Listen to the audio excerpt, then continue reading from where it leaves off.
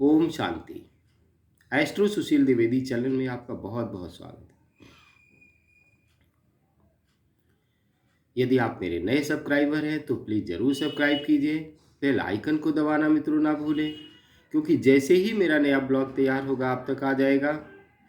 मित्रों शेयर करें और लाइक ज़रूर करें। आज का जो मेरा विषय है वो है शापित योग कुंडली। तो मित्रों, क्या कुंडली भी शापित हो जाती है? तो हाँ, केतु जब विभिन्न ग्रहों के साथ में आ जाता है, मतलब 7 ग्रह,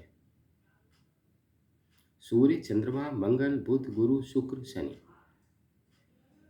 अथवा दृष्टि दोष हो गया तो भी स्थापित हो जाती है।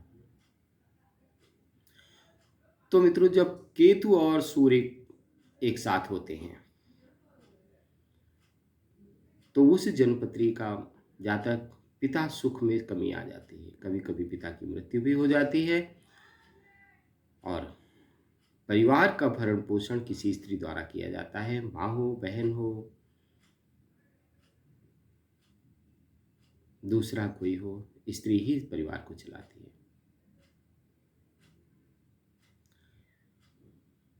आंखों की समस्या, स्किन समस्या भी आ जाती है। जब चंद्रमा केतु के साथ में आ जाता है तो धन तो बहुत कमाते हैं, लेकिन आदतें हमारी खराब हो जाती हैं, क्योंकि हम पैसा देख लेते हैं।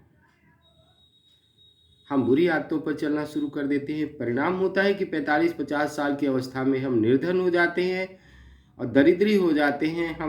हमारा मानसिक संतुलन भी कभी कभी खो जाता है और हमारी पहचान ही खत्म होने लगती है धीरे धीरे।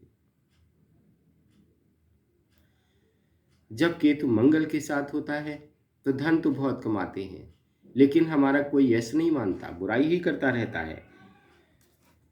चोरी हमारे, चाहे पैसों की चोरी हो, घर में चोरी हो, हमारी वस्तुओं की चोरी हो, चोरी होती रहती है और हम बुराई का शिकार होते रहते हैं। जब बुध केतु के साथ में आता है तो हम अधिकतर अन्याय के शिकार हो जाते हैं।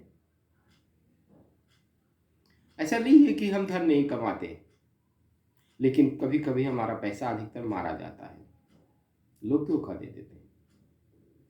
हम दूसरों पर दोष देना शुरू कर देते हैं और दूसरों को दोष देते देते कभी कभी हम डाह के शिकार हो जाते हैं और हम पागल हो जाते हैं, अथवा मानसिक स्थिति मेरी डिप्रेशन में आ जाते हैं। मानसिक स्थिति मेरी खराब होने लगती है। गुरु और केतु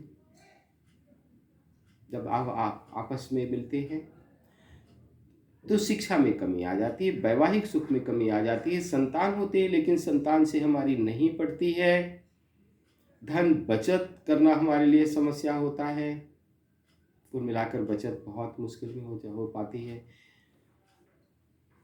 क्योंकि हम धन खर्च करने के बहुत आदी होते हैं। जब शुक्र केतु के साथ में होता है तो बहुत ही साधारण जीवन हमारा होता है।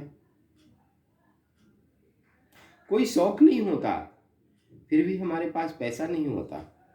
कर्ज और होता है। विवाह समस्या भी कभी कभी आ जाती है, यदि कोई पुरुष है तो विवाह ही नहीं होता, या बाधाएं आती हैं, या बहुत देर से विवाह होता है। जब शनि केतु के साथ में होता है तो हम अजीब से डरे डरे से रहते हैं। चिंता बहुत रहती है, हमेशा कुछ न कुछ सोचते रहते हैं। भले ही सड़क पर चल रहे हो, लेकिन हम सड़क पर भी सोचते, बड़बड़ाते हुए, बातें करते हुए चलेंगे।